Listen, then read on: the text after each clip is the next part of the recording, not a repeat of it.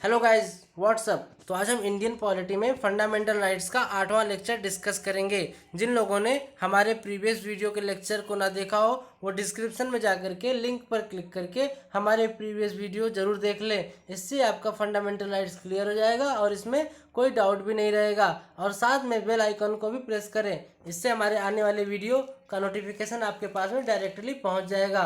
In this video will discuss about right to constitutional remedies and as well as article 32, 33, 34, 35. Let's start with discussion. Article 31, no one shall be deprived of law except authority by law. By 44th Constitutional Amendment Act 1978 abolished and Article 300A was added. ये point मैं आपको कई बार बता चुका हूँ previous video में कि जो आर्टिकल 31 है ये अमेंड करके इसको डिलीट कर दिया गया है एंड इसे जो है आर्टिकल 300A में ऐड कर दिया गया है, जो अब लीगल राइट हो गया है। आर्टिकल 31 क्या था? Right to property. Fundamental right से हटा करके उसे लीगल राइट बना दिया गया। As law of property, not fundamental but legal and constitutional right.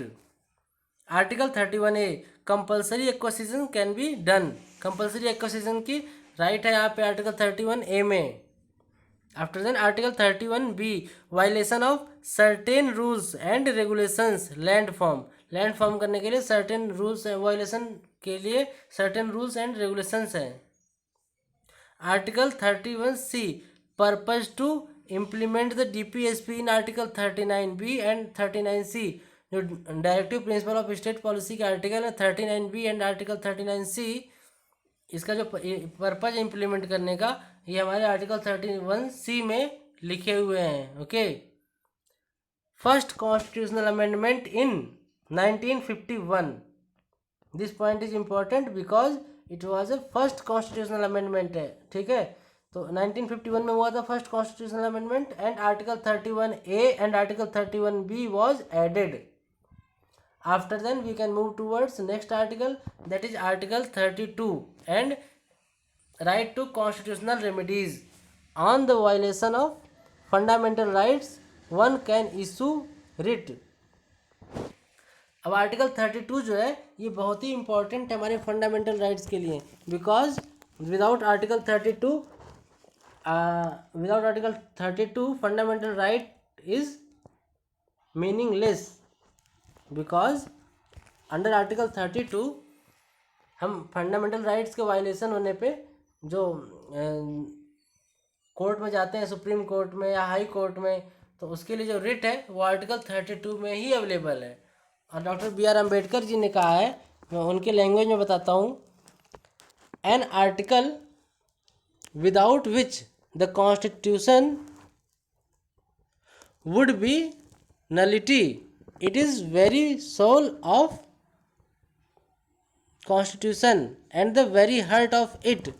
इसमें जो है B.R. अम्बेडकर जी ने कहा है आर्टिकल 32 के बारे में कि ये सोल है कॉन्स्टिट्यूशन का एंड हार्ट है। आफ्टर देन सुप्रीम कोर्ट ने क्या कहा है? सुप्रीम कोर्ट ने कहा है ये basic feature of the constitution है, तो इसको अमेंड करके डिलीट करने का कोई प्रोविजन नहीं है। रिट को क्या कहते हैं वो देख लेते हैं हम। On the violation of fundamental rights one can issue writ. इसमें से 5 रिट दिए गए हैं, इसमें से एक रिट जो है हम जो है वो कोर्ट में जाकर के दाखिल कर सकते हैं। अब वो कौन कौन से रिट है? Habeas corpus, mandamus, prohibition, certiorari and quo warranto. ये 5 रिट हैं। इन रिट्स को हम इंग्लिश लॉ भी कहते हैं।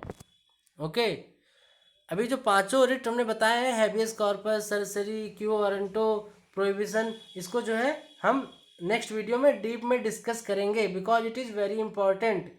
From this part in this examination very questions are raised. Okay, after then we can move towards article 33।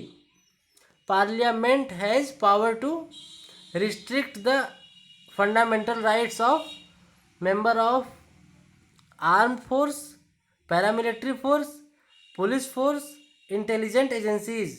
Article 33 में ये कहा गया है पार्लियामेंट के पास में पावर है, जो फंडामेंटल राइट्स हैं उनको रिस्ट्रिक्ट करने के लिए, किसके लिए, जो आर्म फोर्स के मेंबर हैं, पैरामिलिट्री फोर्स में है, पुलिस फोर्स में है, इंटेलिजेंस एजेंसी में है। Okay, after then we can move towards article 34, that is restriction on functional right. Article 33 भी रिस्ट्रिक्शन था, आर्टिकल 34 भी रिस्ट्रिक्शन है, लेकिन ये किस पे है वो देख लेते हैं। While martial law force no specific condition mentioned, means ये मार्शल लॉ फोर्स के लिए है, उस पर रिस्ट्रिक्शन लगा सकता है और इसके लिए कोई स्पेसिफिक कंडीशन की ज़रूरत मेंशन नहीं है इसमें कॉन्स्टिट्यूशन में। After then we can move towards next article, that is article 35, to make law and give effect photo to certain specified fundamental rights shall be vested in parliament. Okay, clear?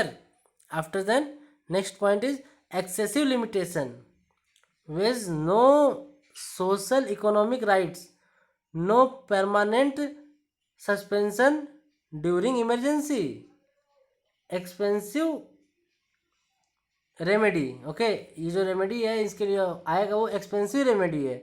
After then preventive detention, no consistence philosophy. उसके बाद में constitutional right है कुछ, हम वो देख लेते हैं।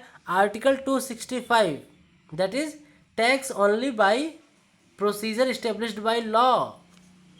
जो प्रोसीजर इस्टेब्लिश्ड बाय लॉ है उसमें जो है टैक्स देने का रूल भी है, प्रोविज़न है। Okay, article 301, trade intercourse commerce shall be free. जो इंटरकोर्स कॉमर्स है वो फ्री होंगे, आर्टिकल 301 में लिखा हुआ है।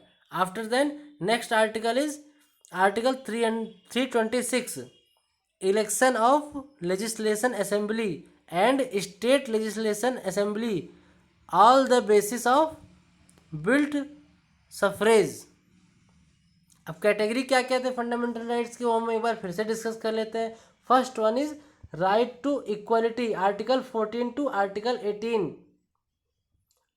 After then next category is right to freedom, article 19 and 20। And third category is right against exploitation, article 23 and 24। After then fourth category is right to freedom of religion, article 25 to article 28। Fifth category is cultural and educational right, that is article 29 and 30।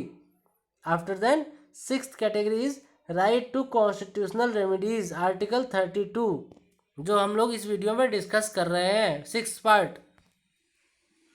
Thank you so much for seeing my video. अगर आप लोगों को हमारा video पसंद आए तो please like, subscribe and share ज़रूर करें।